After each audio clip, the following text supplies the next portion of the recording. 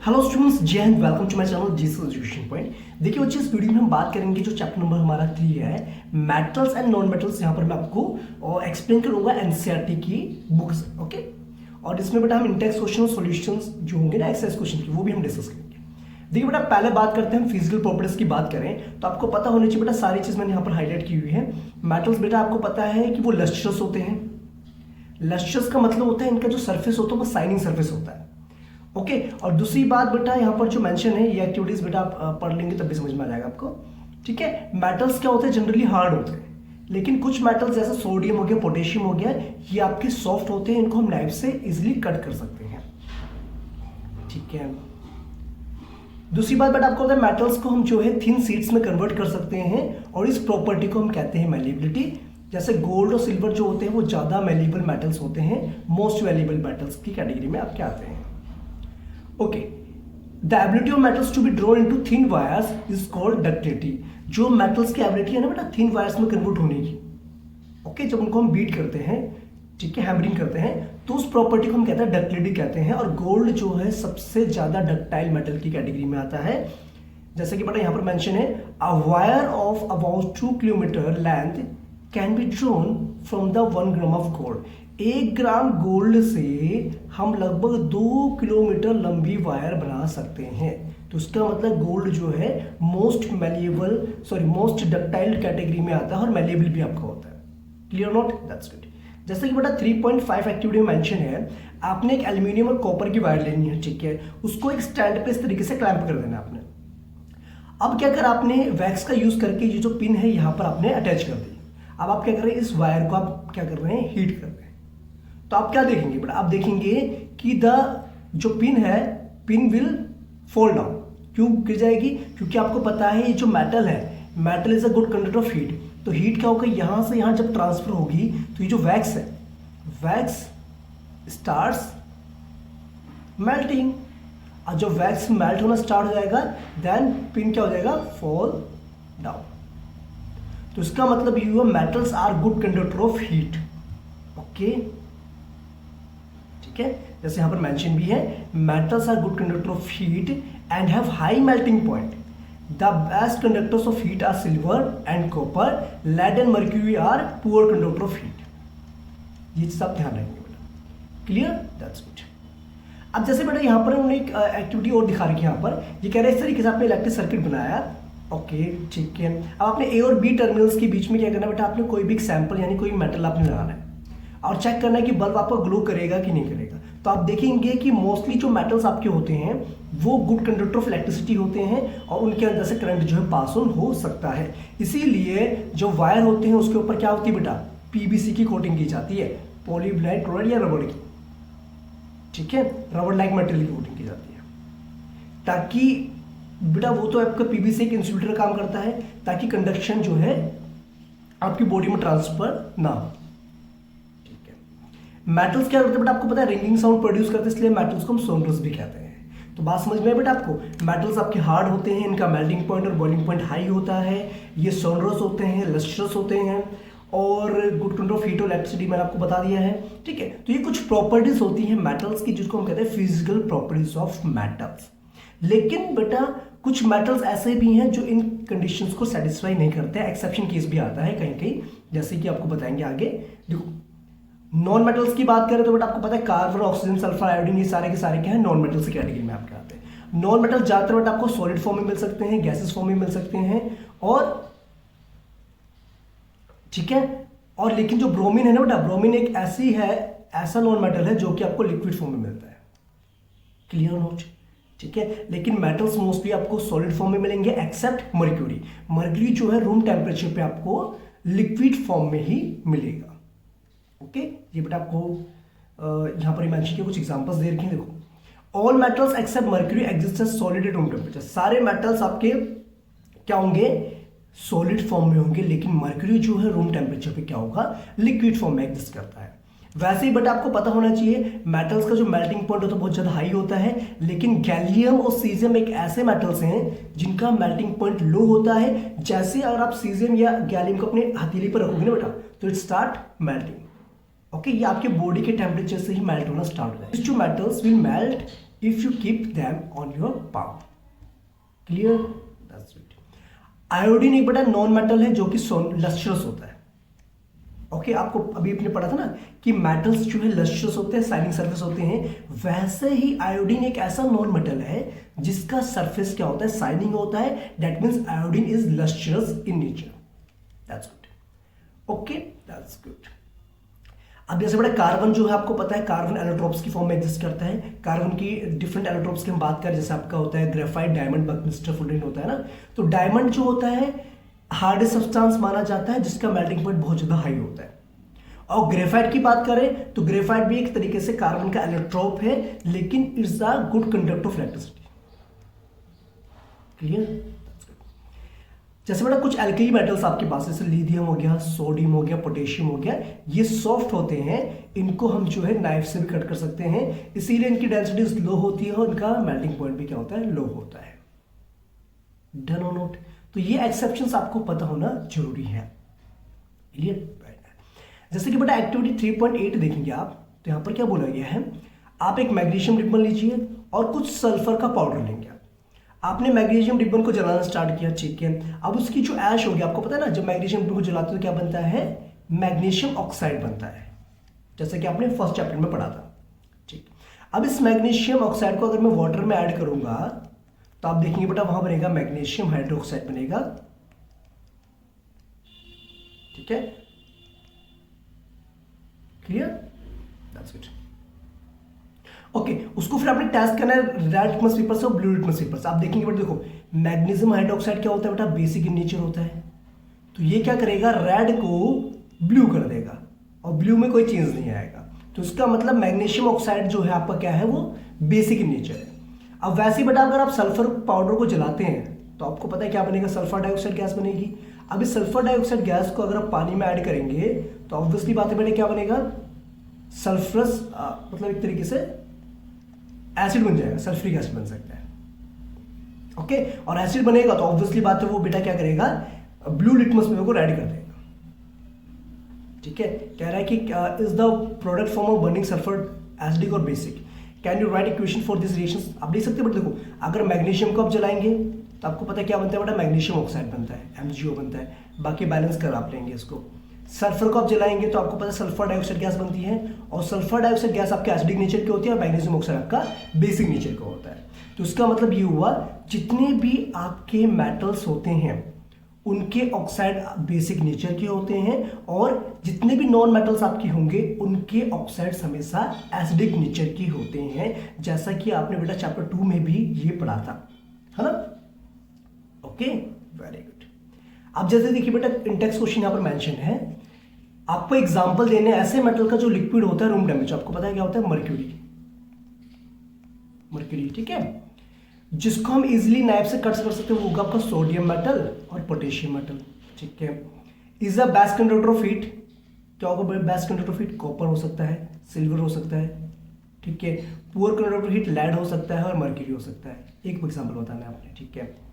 Question number 2, आपको malleable और ductile की मीनिंग समझानी। देखो मेलेबल का मतलब होता है can be drawn into thin sheets, और डक्टिलिटी का मतलब होता है can be drawn into thin wires. तो यही आपकी प्रॉपर्टीज हैं, आपको ध्यान रखनी है। Done, okay, clear. यहां तक का कॉन्सेप्ट आप सभी को समझ में आ गया है, वेरी गुड। आ गया तो बेटा लाइक कर देंगे वीडियो को। चलिए आगे बढ़ते हैं। ओके, अब बात आती है बेटा केमिकल प्रॉपर्टीज ऑफ मेटल्स, कि मेटल्स जो है अलग अलग कंडीशंस पे किस तरीके से रिएक्शन करते हैं। एयर के साथ कैसे रिएक्शन है, एसिड के साथ कैसे रिएक्शन है, ओके, तो बाकी वाटर के साथ कैसे रिएक्शन करेंगे, तो वो सारी हम केमिकल प्रॉपर्टीज यहां पर पढ़ेंगे। ओके, देखो ये कह रहा है कि क्या होगा अगर मेटल को हम एयर में जलाते हैं।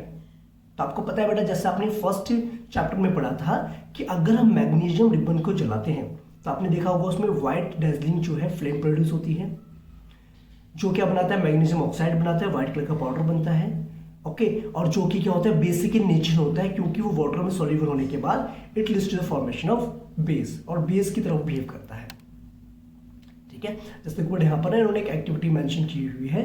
ये कह रहा है कोई भी सैंपल आप होल्ड करेंगे पेयर ऑफ टोंग्स का यूज करके, उसको आपने फ्लेम को क्या करना है, फ्लेम पे हीट करना डायरेक्टली, और यही बेटा सभी मेटल्स के साथ आपने रिपीट करना है। अब कह रहे हैं कि कौन सा मेटल जो इजीली आपका जलेगा, तो देखो बेटा यहाँ पर ना कुछ मेटल्स दे रखे थे आपको, ये देखो aluminium, copper, iron, lead, magnesium, zinc and sodium. इन सब में से बेटा कौन सा मेटल जो इजीली जलेगा, तो आपको पता होना चाहिए सोडियम मेटल जो सबसे जल्दी जलेगा और इजीली जलेगा, सोडियम मेटल। ठीक है। What flame colour did you observe when metal burned, तो आपको पता बेटा जब सोडियम को जलाया जाता है तो येलो कलर की फ्लेम निकलती है, कैसे निकलती है, येलो फ्लेम निकलती है। ठीक है। How does the metal surface appear after burning, ठीक है, how does the metal surface appear after burning, arrange the, देखो ये कह रहा है कि बेटा जब आप देखेंगे, जब जलाएंगे उसको तो मेटल सरफेस कैसे दिखेगा आपको, ठीक है, तो ग्रे कलर का दिखेगा। अब कह रहा है कि arrange the metals in decreasing order of their reactivity towards oxygen, आपने क्या करना है, मेटल्स को बेटा अरेंज करना है decreasing order of their reactivity. तो आप देखेंगे बेटा सबसे ज्यादा रिएक्टिव जो होगा आपका सोडियम होगा, फिर मैग्नीशियम होगा, एल्यूमिनियम होगा, फिर जिंक होगा, आयरन होगा, फिर कॉपर होगा। ठीक है, तो सबसे ज्यादा जो रिएक्टिव होगा ऑक्सीजन के साथ वो सोडियम मेटल होगा। Sodium is highly reactive metal, जैसा कि बेटा आपको पता है ना, जब आप पढ़ेंगे रिएक्टिविटी सीरीज तो आपको वहां पर समझ में आ जाएगा। Are the product soluble in water, देखो बेटा सारे जो प्रोडक्ट होंगे वो वाटर में सोल्यूबल नहीं होंगे। ठीक है, कुछ ही मेटल्स के ऑक्साइड जो वाटर में सोल्यूबल हो पाते हैं। ठीक है, क्लियर, दैट्स गुड। देखिए बेटा almost all metals combine with oxygen to form metal oxide. ठीक है, जैसे बेटा आपको पता है कॉपर को जब हीट करते हैं एयर में तो उसके ऊपर बेटा बन जाती है कॉपर ऑक्साइड की एक लेयर बन जाती है जो कि ब्लैक कलर की होती है। ठीक है, CuO बन जाता है। एल्यूमिनियम क्या बनाता है बेटा, एल्यूमिनियम ऑक्साइड बनाता है। ठीक है, मोस्टली जो मेटल्स होते हैं बेटा उनके ऑक्साइड्स के होते हैं बेसिक नेचर के होते हैं, लेकिन यहां पर कुछ ऐसे मेटल्स भी हैं जो एसिड और बेस दोनों की तरह बिहेव करते हैं। उन ऑक्साइड्स को हम कहते हैं एम्फोटेरिक ऑक्साइड्स कहते हैं। जैसे बेटा एल्यूमिनियम ऑक्साइड हो गया, जिंक ऑक्साइड हो गया, ये एसिड और बेस दोनों के साथ रिएक्शन करते हैं, जिंक ऑक्साइड और एल्यूमिनियम ऑक्साइड। इसीलिए इनको हम कहते हैं, क्या कहते हैं, एम्फोटेरिक ऑक्साइड्स बोलते हैं। ओके, जैसे देखो बेटा एल्यूमिनियम ऑक्साइड को जब HCl के साथ रिएक्शन करेंगे तो बनेगा एल्यूमिनियम क्लोराइड, साथ में वाटर बनेगा। तो इसका मतलब ये यहाँ पर बेस की तरह बिहेव कर रहा है और जब NaOH के साथ रिएक्शन करवा रहे हैं तो ये एसिड की तरह बिहेव कर रहा है। हाँ, तो सोडियम एल्यूमिनेट बन जाएगा। सेम बेटा जिंक के केस में भी होगा। अगर जिंक को हम रिएक्ट करवाते हैं HCl के साथ, सॉरी जिंक ऑक्साइड को, तो ये बनाएगा बेटा जिंक क्लोराइड बनाएगा और साथ में H2O बनाएगा। ठीक है, अगर उसको बैलेंस करना चाहेंगे तो आप ऐसे बैलेंस कर सकते हैं इसको। Clear, okay. और लेकिन बेटा अगर जिंक ऑक्साइड को अगर हम सोडियम हाइड्रोक्साइड के साथ रिएक्शन करवाएं तो ये बनाएगा सोडियम जिंकेट, NaZnO2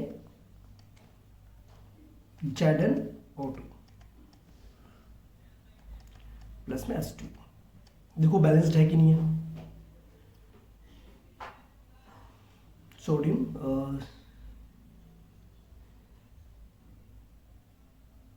Na2ZnO होता है शायद इसका फॉर्मूला, देख लेना बेटा इसके फॉर्मूले में थोड़ी करेक्शन करेंगे आप। ठीक है, Na2ZnO होगा, ये बन जाता है बेटा सोडियम जिंकेट बन जाता है। Clear, that's good. इतनी बात ध्यान रखिए बेटा। ओके, देखो बेटा यहां पर लिखा सोडियम ऑक्साइड और पोटेशियम ऑक्साइड जो है वाटर में सॉल्यूबल होने के बाद क्या बनाते हैं, एल्केलीज बनाते हैं। आपको ये तो पता है बेटा जो बेस वाटर में सॉल्यूबल होते हैं वो क्या बनाते हैं, एल्केलीज बनाते हैं। इसीलिए मैं बोल रहा था सभी मेटल्स के जो ऑक्साइड्स होते हैं वाटर में सॉल्यूबल नहीं होते हैं, तो इसका मतलब सारे के सारे जो बेस होते हैं आर नॉट एल्केलीज।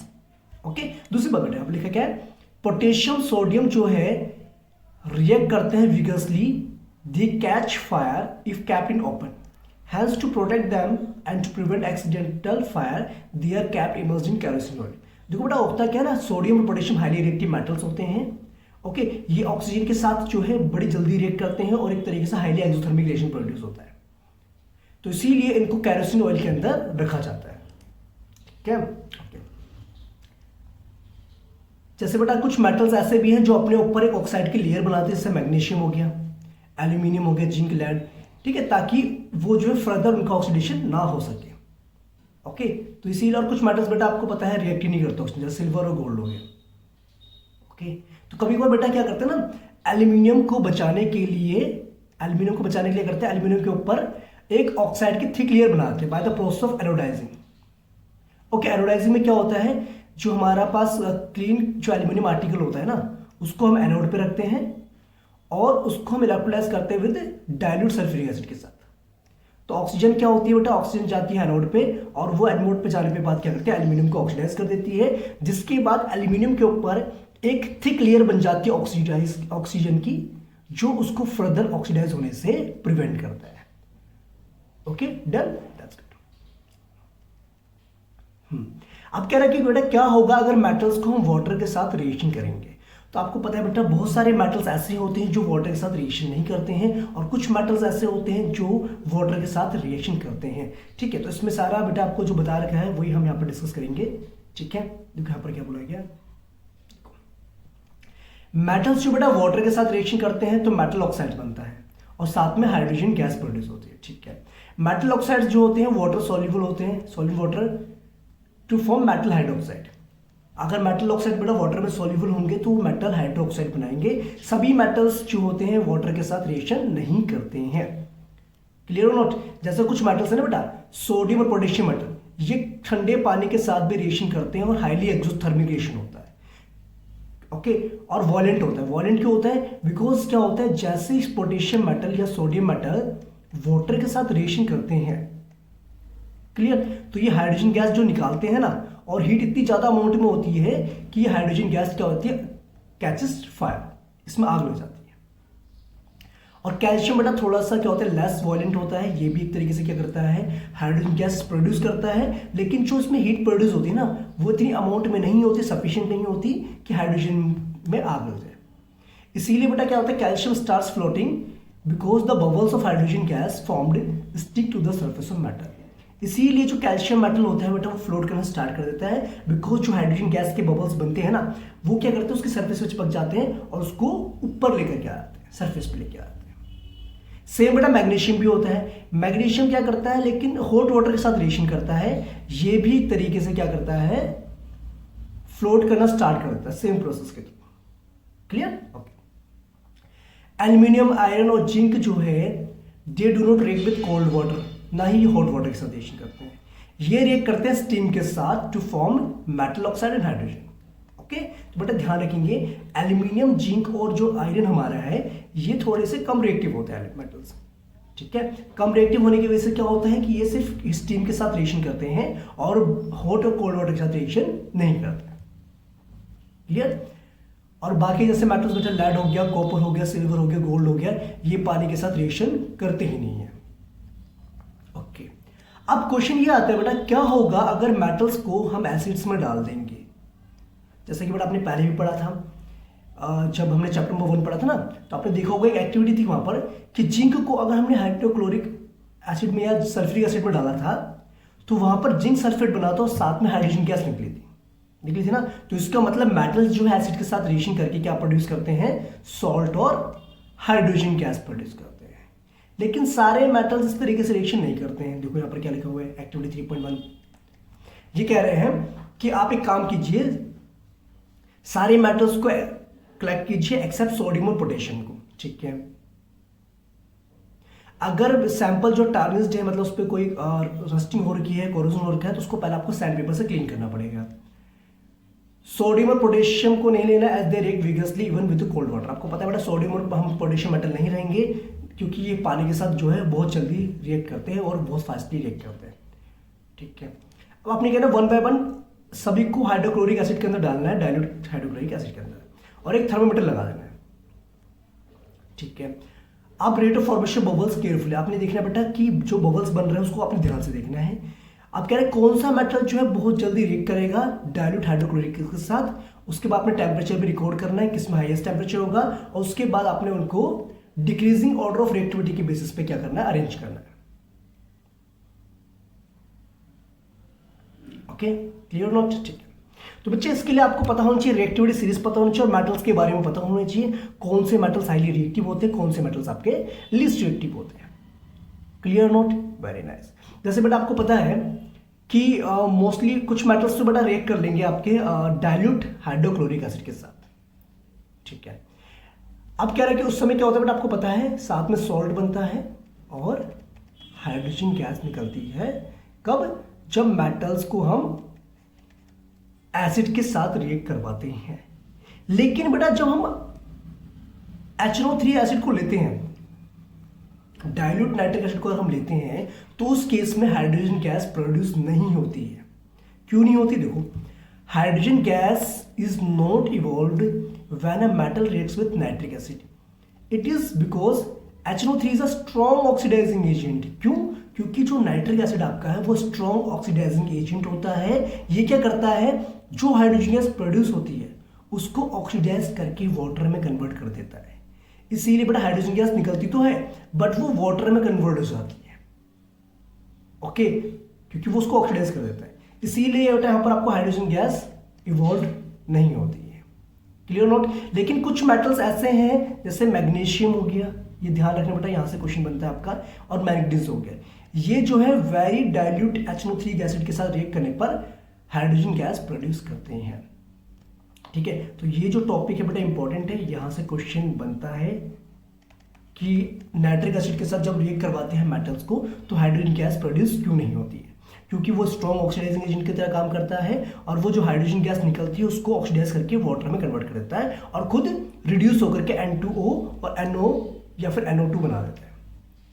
लेकिन ऐसे कुछ मेटल्स हैं जैसे मैग्नीशियम हो गया और मैंगनीज हो गया, मैग्नीशियम और मैंगनीज, ये ऐसे मेटल्स हैं जो डाइल्यूट हाइड्रोक्लोरिक एसिड के साथ, सॉरी, डाइल्यूट HNO3 के साथ रिएक्ट करते हैं और हाइड्रोजन गैस प्रोड्यूस करते हैं। क्लियर है ये बेटा बात? Okay, that's good. कॉपर जो है बेटा डाइल्यूट HCl के साथ रिएक्शन नहीं करता है, कि गोल्ड भी नहीं करता। ठीक है, इसीलिए बेटा ना एक्वा बनाया जाता है। एक्वा बेसिकली क्या होता है, 3:1 रेशियो वाला जो है सॉल्यूशन होता है किसका, HCl का और नाइट्रिक एसिड का। मतलब कहने का मतलब ये है, अगर आप जो है 30 ml HCl ले रहे हो तो 10 ml आपको नाइट्रिक एसिड लेना पड़ेगा। तो इन दोनों का जो मिक्सचर होता है उसी को हम क्या कहते हैं, एक्वा कहते हैं। ठीक है, जिसका यूज कहता है गोल्ड और प्लैटिनम को डिसॉल्व करने के लिए। क्लियर? That's good. चलिए बेटा आगे बढ़ें। Very good. अब क्वेश्चन ये आता है बेटा, how do metals react with solution of other metal salts. Okay, अब ये क्वेश्चन है कि जो मेटल्स आपके हैं वो दूसरे मेटल्स के सॉल्ट सॉल्यूशन के साथ कैसे रिएक्ट करते हैं। ओके, जैसे बेटा आपने एक्टिविटी की थी, याद है आपको, कॉपर सल्फेट सॉल्यूशन में आपने आयरन नेल डाली थी, तो क्या हुआ था वहां पर, कॉपर सल्फेट का सॉल्यूशन का जो कलर था वो फेड हो गया था और जो आयरन हो गई थी वो आपकी ब्राउन कलर की हो गई थी, क्योंकि उस पर क्या हो गया था, डिपॉजिट, कॉपर डिपॉजिट हो गया था। तो वही एक्टिविटी बेटा 3.12 है, वही मेंशन कर रखे यहाँ पर। देखो, रिएक्टिव मेटल्स क्या करता है, अपने से लेस रिएक्टिव मेटल्स को डिस्प्लेस कर देता है उसके कंपाउंड्स में से या फिर उसके सॉल्ट सॉल्यूशन में से, है ना, कंपाउंड इन सॉल्ट सॉल्यूशन और मोल्टेन फॉर्म। Clear note? ठीक है, तो इस चीज का ध्यान रखना। हाईली रिएक्टिव जो मेटल होते हैं, जैसे देखो बेटा क्या बोला गया है, मेटल ए को अगर हम सॉल्ट सॉल्यूशन मेटल बी के साथ रिएक्शन करवाते हैं तो क्या होगा, सॉल्ट सॉल्यूशन बन जाएगा ए का और बी मेटल को डिस्प्लेस कर देगा। जैसे आपको यहां पर था बेटा, देखो कॉपर सल्फेट सॉल्यूशन को अगर मैं आयरन के साथ रिएक्शन करवाता हूं, इसका बेटा Fe के साथ, तो आप देखेंगे ये बनेगा आपका FeSO4 बन जाएगा और साथ में कॉपर बन जाएगा। यानी Fe ने क्या करा, कॉपर को यहां से डिस्प्लेस कर दिया, because iron is more reactive than copper. Okay, तो इसी को हम डिस्प्लेसमेंट रिएक्शन भी बोलते हैं, जैसा आप फर्स्ट चैप्टर में पढ़ चुके हैं। देखिए बेटा, रिएक्टिविटी सीरीज क्या होती है, बेसिकली अरेंजमेंट होता है किसका, मेटल्स का, according to their decreasing reactivities. Okay, ऊपर वाले मेटल्स आपके हाईली रिएक्टिव होते हैं, नीचे वाले मेटल्स आपके लिस्ट रिएक्टिव होते हैं। इसको बेटा आप इस तरीके से भी याद कर सकते हैं, जैसे आपके ट्रिक बताई होगी आपके टीचर्स ने भी। ठीक है, जैसे आपका ना बेटा पोटेशियम यहां पर हो गया, इसको आप ऐसे पढ़ सकते हो, देखो क न के। ठीक है, मसाले आलू जरा फीके पड़े हैं, चल हट आगे आ। समझे नहीं समझी बात? तो यानी कि इस तरीके से बेटा आप याद कर सकते हैं। नीचे डाउन द सीरीज क्या हो रहा है, रिएक्टिविटी डिक्रीज होती जा रही है। क्लियर? या ऐसे भी कहते हैं, केदारनाथ का मालिक आलू जरा फीके पकाता है, चल हट आगे आ। ओके, तो यानी कि एक तरीके से potassium, sodium, calcium, magnesium, aluminium, zinc, iron, lead, hydrogen, copper, mercury, silver और गोल्ड। ये रिएक्टिविटी सीरीज आपको पता होगी तो बेटा आप कोई भी क्वेश्चन जो है इजिली कर सकते हो। क्लियर? ओके, मोस्टली क्वेश्चन बेटा यहीं से बेस्ड आपके आते हैं। ओके, तो आई होप इतनी बात आपको क्लियर हो गई। वेल, ओके, चलिए बेटा अब बात करते हैं नेक्स्ट इंटेक्स क्वेश्चंस की। Let's continue. देखो पहला question, Why is sodium kept immersed in kerosene oil? जो सोडियम मेटल होता है उसको हम केरोसिन ऑयल के अंदर क्यों रखते हैं? Because sodium is highly reactive element. ठीक है, हाईली रिएक्टिव मेटल होता है। It reacts with the air violently and okay, ये जो एक्चुअली में क्या होता है, वायलेंटली जो है एयर के साथ रिएक्ट करती है। दैट्स वाई उसको केरोसिन ऑयल के अंदर रखा जाता है। क्लियर है कि बेटा? Very nice. क्वेश्चन नंबर 2 बोला गया बेटा, right the equation for the reaction. Iron को जब आप स्टीम के साथ रिएक्शन करवाएंगे H2S गैस के साथ, तो क्या बनाता है बेटा आपका? ये बनाएगा Fe2O3 बनाएगा और साथ में हाइड्रोजन गैस को लिबरेट आउट करेगा। ठीक है, बाकी आपको बैलेंस करना है तो बैलेंस कर लीजिए। इसको कैसे बैलेंस करेंगे? इसको 3 से मल्टीप्लाई करेंगे। ठीक, तो ये आपका हो जाएगा इस तरीके से, ये 2 हो जाएगा। डन। ओके, कैल्शियम और पोटेशियम को जब हम रिएक्ट करते हैं वाटर के साथ, देखो बेटा कैल्शियम जब वाटर के साथ रिएक्शन करता है तो कैल्शियम हाइड्रोक्साइड बनाता है और साथ में हाइड्रोजन गैस निकलती है और लिटिल अमाउंट में हीट भी प्रोड्यूस होती है बेटा। लेकिन अगर पोटेशियम को हम रिएक्ट करवाते हैं तो आपको पता है लार्ज अमाउंट में हीट प्रोड्यूस होती है। ये बनाता है आपका KOH, साथ में हाइड्रोजन गैस और साथ में heat energy, heat, large amount of heat. Clear? अब चलते हैं बेटा अगले क्वेश्चन की तरफ। क्वेश्चन नंबर 3 देखो, कह रहा है कि अगर मेरे पास 4 मेटल्स के सैंपल है ABCD, ठीक है, अब उसमें अगर हम इन सॉल्यूशन को 1 बाय 1 ऐड करते हैं तो आपको इस तरीके से डेटा मिलता है। ओके, ये कह रहा है कि अगर A मेटल को हम आयरन सल्फेट यानी FeSO4 के साथ रिएक्शन करवाते हैं तो कोई भी रिएक्शन नहीं होता है। ठीक है, लेकिन जैसे हम कॉपर के साथ रिएक्शन करवाते हैं, कॉपर सल्फेट के साथ SO4 के साथ, तो क्या होता है? डिस्प्लेसमेंट रिएक्शन होता है। तो इसका मतलब जो हमारा A मेटल है वो कॉपर को क्या कर रहा है? डिस्प्लेस कर रहा है। जिंक और सिल्वर के बारे में कोई इंफॉर्मेशन नहीं है यहाँ पर, है कि नहीं? इसका मतलब जो A हमारा है वो कॉपर को डिस्प्लेस कर रहा है ना, तो उसका मतलब A is more reactive than copper, copper से ज्यादा रिएक्टिव होगा। Very good. अब जो ऑप्शन बेटा B हमारे पास है वो क्या कर रहा है? FeSO4 में से आयरन को डिस्प्लेस कर दे रहा है। तो इसका मतलब जो हमारा है B वो आयरन से भी ज्यादा रिएक्टिव है। देखो A कॉपर से ज्यादा रिएक्टिव है लेकिन Fe से ज्यादा रिएक्टिव नहीं है, तो B जो है Fe से ज्यादा रिएक्टिव होगा। ठीक है, C नाम का मेटल जब रिएक्ट करते हैं आयरन सल्फेट के साथ तो कोई रिएक्शन नहीं होती है। यहाँ पर भी कोई रिएक्शन नहीं है, यहाँ पर भी कोई रिएक्शन नहीं है। लेकिन हाँ, सिल्वर नाइट्रेट के साथ जब रिएक्शन कर रहे हैं AgNO3 के साथ, तो ये सिल्वर को डिस्प्लेस कर रहा है। तो इसका मतलब ये जो हमारा C वाला मेटल है ये सिल्वर से ज्यादा रिएक्टिव है। ठीक है, ओके, और कॉपर से कम रिएक्टिव है, जिंक से कम रिएक्टिव है और आयरन से कम रिएक्टिव है। ठीक है, डी की बात करें बेटा, ये यहां पर रिएक्शन नहीं हो रही, यहां पर किसी के साथ रिएक्शन नहीं कर रहा, तो इसका मतलब सबसे लिस्ट रिएक्टिव कौन सा आपका? डी वाला। डी सबसे लिस्ट रिएक्टिव हुआ, फिर उसके बाद बेटा आपका आएगा सी रिएक्टिव होगा, फिर उसके आपका ए आएगा, उसके बाद आपका आएगा बी आएगा। बी सबसे ज्यादा रिएक्टिव है क्योंकि आयरन को भी डिस्प्लेस कर दे रहा है। It's clear note? अब देखते हैं यहां पर बेटा पूछेगा which is the most reactive metal, तो आपको पता है B is the most reactive metal. What would you observe V is added to the solution of copper sulfate? ये कह रहा है अगर मैं B को कॉपर सल्फेट के साथ ऐड करूं तो क्या होगा? डिस्प्लेसमेंट रिएक्शन देखने को आपको मिलेगी। क्यों? क्योंकि भाई जब आयरन से ज्यादा रिएक्टिव है तो उसका मतलब कॉपर से भी ज्यादा रिएक्टिव होगा ना मेटल B, तो फिर डिस्प्लेसमेंट रिएक्शन होगा। Very nice.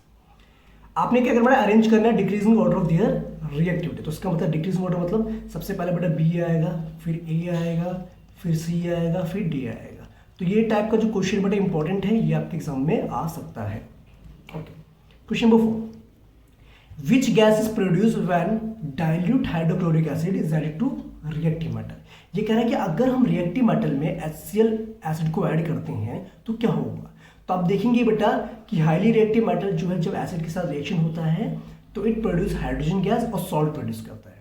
ये कह रहा है कि right the chemical equation when iron reacts with dilute H2SO4। देखो अगर मैं आयरन मेटल को H2SO4 के साथ रिएक्शन करवाता हूँ तो मैं देखूंगा यहाँ पर तो बनेगा FeSO4 बनेगा, आयरन सल्फेट बनेगा, साथ में हाइड्रोजन गैस यहाँ से लिबरेट आउट होगी। It's clear, that's good, perfect, done. Question number 5, What would you observe when zinc is added to the solution of iron sulfate? ये अगर क्या होगा अगर जिंक को मैं आयरन सल्फेट सॉल्यूशन के साथ अगर ऐड करता हूं तो आप देखेंगे यहां पर होगा डिस्प्लेसमेंट रेशियो। जिंक आयरन को हटा देगा, ये बन जाएगा आपका जिंक सल्फेट प्लस में Fe। Okay, right the chemical reaction, हमने केमिकल रिएक्शन लिख दिया तो ये होगा क्या बेटा, यहां पर डिस्प्लेसमेंट रिएक्शन होगा। क्या होगा? डिस्प्लेसमेंट रिएक्शन होगा। Okay, zinc will displace iron from iron sulfate to make zinc sulfate and displace iron. Okay, done. तो ये बेटा आपने ध्यान रखना, क्लियर और नॉट? Very good. चलिए बेटा आगे बढ़ते हैं। अब बेटा यहाँ पर एक पॉइंट आता है आपका, देखो मेटल्स और नॉन मेटल्स को जो हम रिएक्ट करवाएंगे तो कैसे आपस में वो रिएक्ट करते हैं। आपने देखा होगा ना बेटा, आयनिक कंपाउंड्स के बारे में आपने पढ़ा होगा। ठीक है, आयनिक कंपाउंड्स में क्या होता है, एक आपका मेटल होता है, एक आपका नॉन मेटल होता है, यानी कि एक कैटायन होता है, एक आपका एनायन होता है। कैटायन के अंदर क्या होता है, पॉजिटिव चार्ज होता है, और एनायन के अंदर क्या होता है, नेगेटिव चार्ज होता है। ओके, अब ये क्यों होता है ये आपको पता होना जरूरी है। देखिए बच्चे, आपको पता है बेटा सभी मेटल्स का आपको इलेक्ट्रॉन कॉन्फिगरेशन भी पता है, और ये भी पता है कि उनके पास कितने नंबर ऑफ इलेक्ट्रॉन्स होते हैं, कितना उनका एटॉमिक नंबर होता है। ओके, अब जैसे देखो बेटा यहाँ पर कह रहा है अगर मुझे सोडियम क्लोराइड बनाना है यानी कि NaCl बनाना है तो कैसे बने। तो सोडियम की बात करें तो सोडियम के पास बेटा आपको पता होना चाहिए कितने इलेक्ट्रॉन्स होते हैं, 11 इलेक्ट्रॉन्स होते हैं। कॉन्फिगरेशन क्या होता है, 2 8 1, यानी फर्स्ट शेल में 2, सेकंड शेल में 8, लास्ट शेल में 1 होते हैं। तो इसका मतलब अब सोडियम जो हमारा है वो क्या करेगा, अपने एक इलेक्ट्रॉन को इजीली लूज कर देगा। तो पहले 2 8 1 थे, अब हो जाएंगे इसके पास 2 8 हो जाएंगे, तो उसका आउटरमोस्ट शेल क्या हो गया, कंप्लीट हो गया। तो उसको अगर डॉट की फॉर्म में लिखे तो लिखेंगे सोडियम के ऊपर एक डॉट। क्लियर। अब क्लोरीन की बात करें तो क्लोरीन की बात करें तो बेटा क्लोरीन के पास होता है 17 इलेक्ट्रॉन्स। ठीक है, अब इसको चाहिए बेटा एक इलेक्ट्रॉन की रिक्वायरमेंट है ना। कॉन्फिगरेशन क्या होगा, 2 8 7, कितने की जरूरत है, एक इलेक्ट्रॉन की जरूरत है। तो क्या करेगा क्लोरीन क्या करेगा, Cl जो है एक इलेक्ट्रॉन को गेन करेगा और Cl माइनस बना लेगा। 2 8 7 था तो जाएगा 2 8, तो यहाँ पर आएगा बेटा क्लोरीन। तो उसके पास कितने बेटा 1 2 3 4 5 6 7 है आउटरमोस्ट शेल में, यहाँ से इलेक्ट्रॉन लिया तो उससे क्या होगा, सोडियम के ऊपर आ जाएगा प्लस का चार्ज, क्लोरीन के ऊपर आ जाएगा बेटा नेगेटिव चार्ज, और दोनों के बीच में क्या होगा, अट्रैक्शन होगी, जिसकी वजह से ये NaCl एक बॉन्ड बन जाएगा। इसी को हम कहते हैं आयोनिक कंपाउंड कहते हैं, या फिर इलेक्ट्रोवैलेंट कंपाउंड्स में हम बोलते हैं। ऐसे बेटा आप बाकी मेटल्स के लिए बना सकते हैं, बाकी जो है कंपाउंड्स भी बना सकते हैं। जैसे कि देखो यहाँ पर देखा है आपको मैग्नीशियम क्लोराइड के बारे में। मैग्नीशियम के बाद बेटा 12 इलेक्ट्रॉन्स होते हैं, 2 इलेक्ट्रॉन लूज करें तो उसका ऑक्टेट कंप्लीट हो गया। ठीक है, तो आ गया Mg के ऊपर, आउटरमोस्ट शेल में कितने इलेक्ट्रॉन्स बेटा, 2 इलेक्ट्रॉन्स हैं। क्लोरीन की बात करें तो आपको पता है कितने होते हैं, 7 इलेक्ट्रॉन्स, आउटरमोस्ट शेल 1 2 3 4 5 6 7। ठीक है, तो ये तो मैग्नीशियम बेटा इसको एक दे देगा। Okay done. फिर एक क्लोरीन और आ जाएगा बेटा, क्योंकि मैग्नीशियम के पास 2 बैलेंस इलेक्ट्रॉन है ना, तो इसको दे देगा आपका। तो बन जाएगा Mg के पास बेटा 2 प्लस चार्ज आ गया, क्लोरीन के पास बेटा आ गया कितना, -1 का चार्ज, 2 क्लोरीन हो गया यहाँ पर, तो बन जाएगा आपका MgCl2 बन जाएगा। ओके, तो इस टाइप के कंपाउंड्स को हम कहते हैं आयोनिक कंपाउंड्स बोलते हैं, या फिर इलेक्ट्रोवैलेंट कंपाउंड्स भी हम बोलते हैं। क्लियर नोट, जहां पर क्या बनता है, बॉन्ड बनता है by transfer of electrons. Okay, एक इलेक्ट्रॉन देता है, एक इलेक्ट्रॉन लेता है। जो इलेक्ट्रॉन देता है जिसके ऊपर पॉजिटिव चार्ज आता है, पॉजिटिव चार्ज वाले को हम कहते हैं कैटायन, नेगेटिव चार्ज वाले को हम क्या कहते हैं, नेगेटिव चार्ज एनायंस कहते हैं। और इनके बीच में बेटा क्या होता है, अट्रैक्शन होती है, जिसको हम कहते हैं इलेक्ट्रोस्टैटिक फोर्स ऑफ अट्रैक्शन। और वो इतनी स्ट्रॉन्ग होती है ना बेटा कि ये जो आयनिक कंपाउंड्स हैं बहुत ज्यादा स्टेबल बॉन्ड बनाते हैं और स्ट्रॉन्ग बॉन्ड फॉर्मेशन करते हैं। ठीक है, जैसे यहाँ पर कुछ प्रॉपर्टीज भी बता रखी बेटा आयनिक कंपाउंड्स की। Okay, let's continue.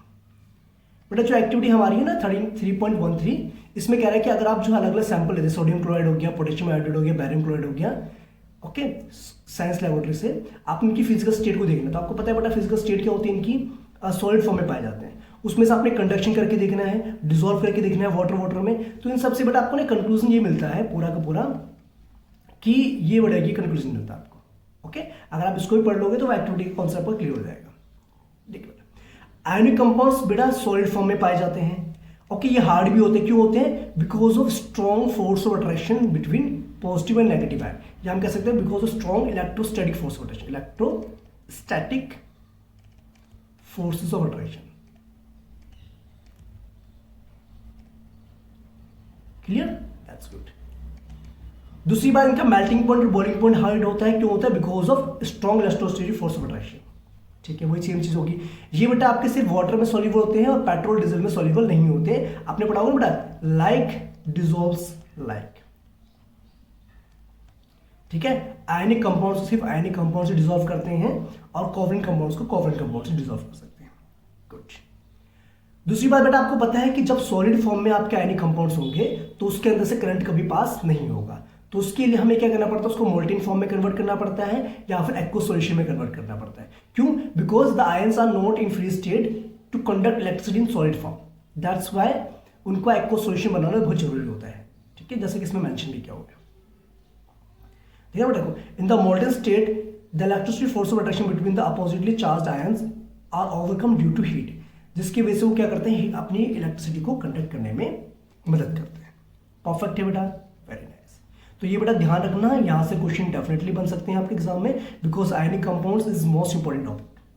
ओके, अब क्वेश्चन देखते हैं बेटा इन टेक्स्ट क्वेश्चन। Let's continue. पहला क्वेश्चन देखो, right the electron structure for sodium metal, oxygen और मैग्नीशियम। देखो बेटा, सोडियम के पास होते हैं 11 इलेक्ट्रॉन और आउटरमोस्ट शेल की बात करें तो बेटा होता है 2, 8, 1। तो इसका मतलब आउटरमोस्ट शेल में 1 इलेक्ट्रॉन है, तो हम उसको लिखेंगे Na डॉट। ऑक्सीजन की बात करें बेटा तो ऑक्सीजन के पास होते हैं आपके कितने इलेक्ट्रॉन्स? 8 इलेक्ट्रॉन्स। तो ये आपका 2 and 6। तो आउटरमोस्ट शेल में 6 है तो लिखेंगे 1, 2, 3, 4, 5, 6। मैग्नीशियम की बात करें तो बेटा 12 होते हैं, आउटर शेल में 2 होते हैं, तो लिखेंगे Mg डॉट। ओके, अब बेटा आपको पता है ना सोडियम ऑक्साइड और मैग्नीशियम ऑक्साइड को इलेक्ट्रॉन ट्रांसफर इलेक्ट्रॉन की बेसिस। तो आपको पता है बेटा, सिंपल सी बात देखो, सोडियम मेटल की बात करें तो आपको पता है सोडियम के पास बेटा 1 इलेक्ट्रॉन होता है आउटरमोस्ट शेल में। ओके, ऑक्सीजन की बात करें तो बेटा कितना होते हैं? 1, 2, 3, 4, 5 और 6। कितने की जरूरत? 2 की जरूरत है। ठीक है, तो एक तो बेटा सोडियम इस मेटल ने दे दिया, दूसरा सोडियम मेटल भी आ जाएगा यहां पर, तो ये भी इसको दे देगा बेटा। तो इसका मतलब ये हुआ Na, 2 Na हो गए बेटा प्लस और साथ में ऑक्सीजन हो गया O2 माइनस। तो ये बन जाता है आपका Na2O बन जाता है। Clear note? O2 माइनस क्यों बेटो? क्योंकि ऑक्सीजन ने 2 इलेक्ट्रॉन्स को गेन किया। ऐसे बेटा आप मैग्नीशियम ऑक्साइड का भी बना सकते हो। Done, very nice. Okay, question number 2, why do ionic compounds have high melting point? तो आपको पता है बेटा आयनिक कंपाउंड्स के बीच में जो इलेक्ट्रोस्टैटिक फोर्स ऑफ अट्रैक्शन होता है वो काफी ज्यादा हाई होता है, जिसके वजह से इनका मेल्टिंग पॉइंट बहुत ज्यादा हाई होता है। ओके, तो आई होप बेटा आपको ये टॉपिक यहां तक समझ में आ गए होंगे। बाकी जो बेटा आपका ऑकरेंस ऑफ मेटल्स की, जो मिनरल्स की बात है और एक्सरसाइज क्वेश्चन, वो हम नेक्स्ट वीडियो में डिस्कस करेंगे। तब तक के लिए अपना ध्यान रखिए, पढ़ते रहिए, जुड़े रहिए मेरे चैनल के साथ। ओके, अगर आपको वीडियो पसंद आती है बेटा लाइक एंड शेयर जरूर करेंगे और मुझे बताएंगे आपको वीडियो पसंद आई कि नहीं है। ओके, तो मिलते हैं नेक्स्ट वीडियो में, तब तक के लिए bye bye, take care and Jai Hind.